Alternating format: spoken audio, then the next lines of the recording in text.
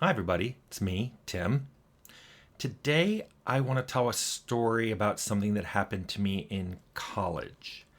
And before I tell the story, I want to say the story itself is less important than the reason I want to tell the story, which is to me, it's one of the stories about something that happened to me that when I tell people the exact same story, I've seen people draw wildly different conclusions about the story, including why I'm even telling it.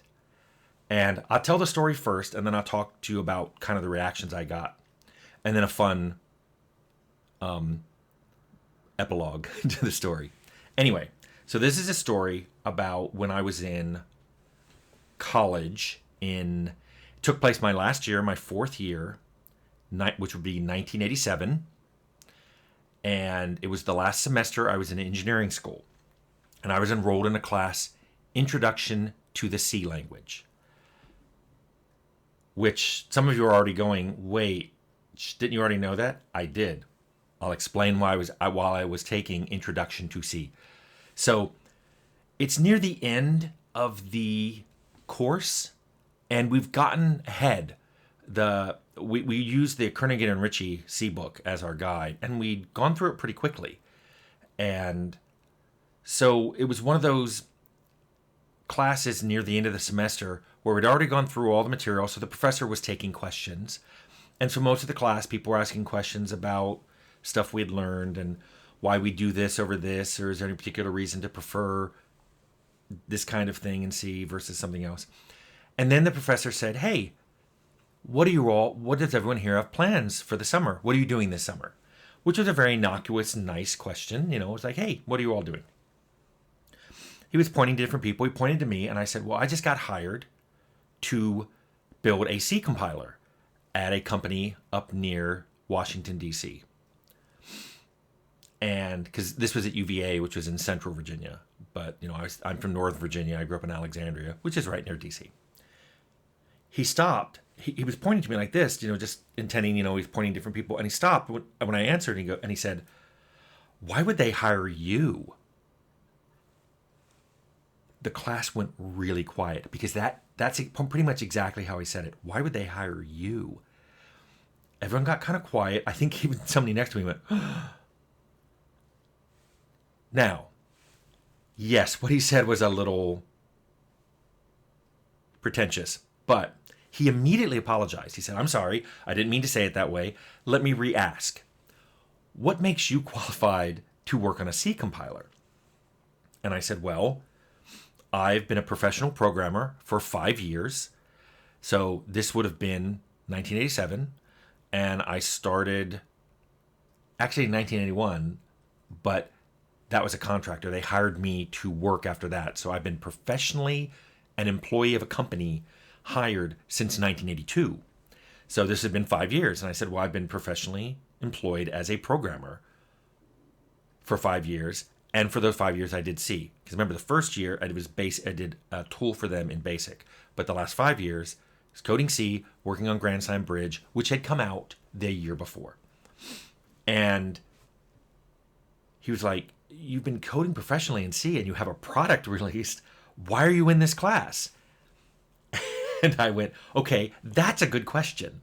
That's a good question. And I said, I will explain it. This is my last semester. I needed a class to fulfill my requirement. I was doing computer science in an engineering school. Part of my computer science prerequisite is I had to take a class in a language that I didn't already have a class in. So I had taken an Introduction to All Programming Languages class. It was very brief: C, Fortran, Snowball, Pascal, everything. Most of my classes at UVA were taught in Pascal. So I looked, when I realized I had to fill that prerequisite, I had looked at the list of classes that were being offered that spring semester, my last semester. I was graduating. And there were only 3 classes that filled that rec. And the other 2 conflicted with the other 5 classes I was already enrolled in. You took 6 classes a semester in engineering school. Your plate was full.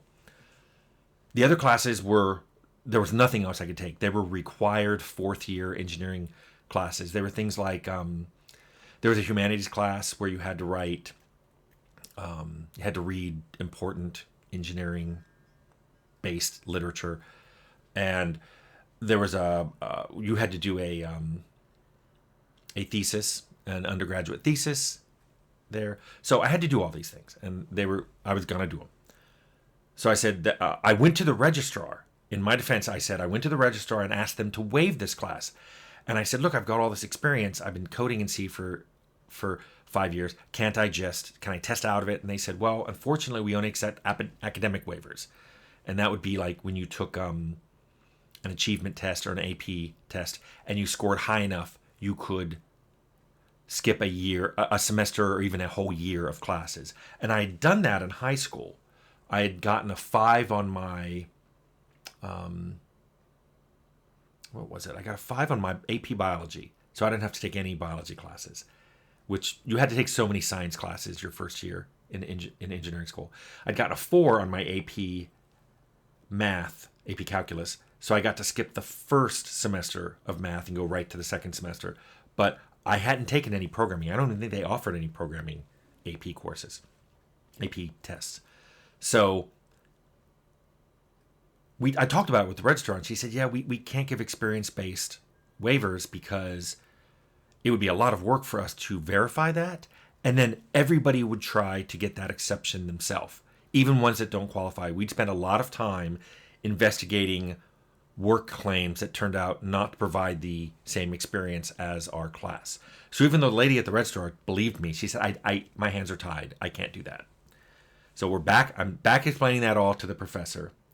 And he said, okay, that makes sense. You're doing really well in this class. That explains it. So he said, this is an interesting opportunity for me because I'm curious, what do you wish I had taught in this class? This is the first time people are being taught C. You had already learned C on your own. What do you wish I had taught? And I said, that's a great question. I said, I bet you some people in this class could answer differently than me, but based on actually working on C in an office, I really wish you had taught debugging. No one has ever taught me how to debug at UVA. I'm in my last semester of a computer science program, and nobody has taught me how to debug, even though I've had a ton of classes that required me to write code. And one was even a project class that had a huge, huge piece of code that took the entire semester, those are 15 weeks, to write. And it was probably the most complex piece of code I'd ever written. And no one's ever taught me how to debug. Luckily, I knew how to debug from work. I'm surprised you guys don't teach it. By the way, I said the same thing to my graduate school professors when they said, well, what do you wish we had taught here? And when I said that, one of them said, hey, we're not a trade school. He didn't say that. And he said, well, was that it? And I said, well, something that would have been interesting, especially in an intro class, would be to teach how real compilers vary from the ISO standard. There's a standard for C, ISO, International Standards Organization, I think. And the ISO standard isn't I don't think any compiler ever, maybe modern ones do, but back then there was always some variation. Like the ISO standard called for ints to be work a certain way and enums to work a certain way and things like that. And often you'd find out, no, enums and ints are the same under the hood, or ints are only 16-bit. You have to use like a long int or a signed int or something to get something bigger. And I said it would have been nice to have known that before doing some of the code we did here, especially for pointers. PCs back then had their pointers were only 16-bit, so you could only access a certain chunk, 64K of memory. If you needed a bigger chunk of memory, you had to use something called a far pointer, which would be 32-bit. Far pointers and regular pointers could not be mixed. Far pointers were slower, way slower. So that would have been an interesting discussion. And I said, if this class had not been non-intro, if it had been the second one in the series, I would have also said optimization would have been a nice thing for you to teach, because again, like debugging, I was never really taught how to do that, even though getting your code to work in a smaller amount of memory. Faster usually wasn't a big problem in academic programs you were doing, but getting them to work in a smaller amount of memory was. There were times where you'd make a program and go to run it, and your job would get kicked out of the mainframe queue by going, nope, you don't have enough memory to run this. So optimization would have helped. And in his defense, he was paying attention to all this.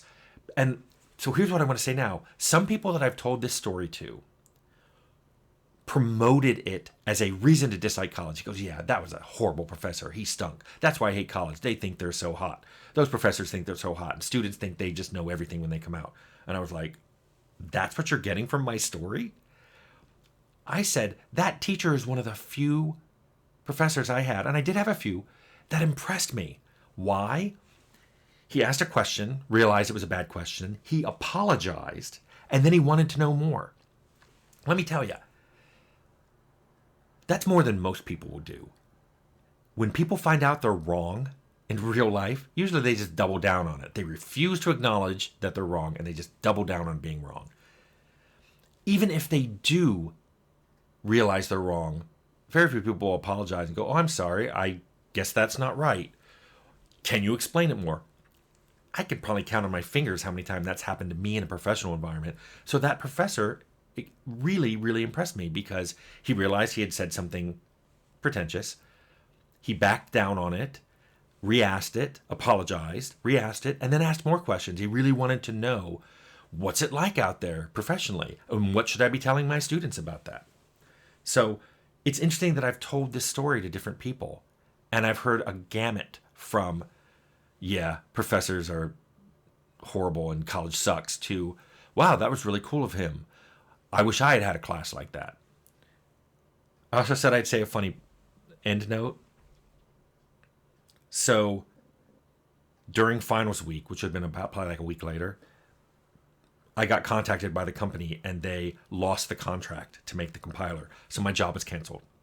And I found that out right in the middle of finals when I have no time to go and try to find another job.